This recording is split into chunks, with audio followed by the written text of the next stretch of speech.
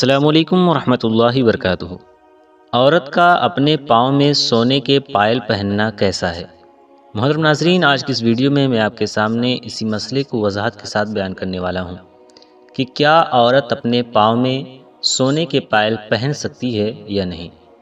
دیکھیں، اسلام ایک فطری دین ہے جو عورت کو زینت اختیار کرنے کی اجازت دیتا ہے، اور سونا چونکہ عورت کے لیے زیور میں شامل ہے، اس لیے عورت کا سونے کے پائل پہننا شرعاً جائز ہے۔ ہاں، لیکن یہاں ایک نہایت اہم شرط کا خیال رکھنا ضروری ہے۔ دیکھیں، اگر پائل ایسی ہو جس سے آواز پیدا ہو، یعنی جھنکار سنائی دے، تو پھر شریعت اس بارے میں احتیاط کا حکم دیتی ہے۔ عورت کو چاہیے کہ وہ ایسے زیور سے پرہیز کرے جس کی آواز غیر محرم تک پہنچے۔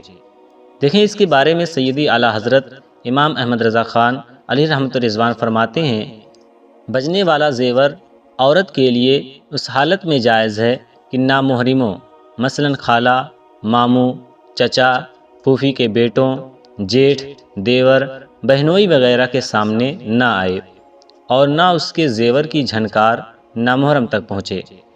ناظرین، اس سے معلوم ہوا کہ اگر پائل بے آواز ہو یا اس کی آواز غیر محرم تک نہ پہنچے تو عورت کے لیے اسے پہننا جائز ہے۔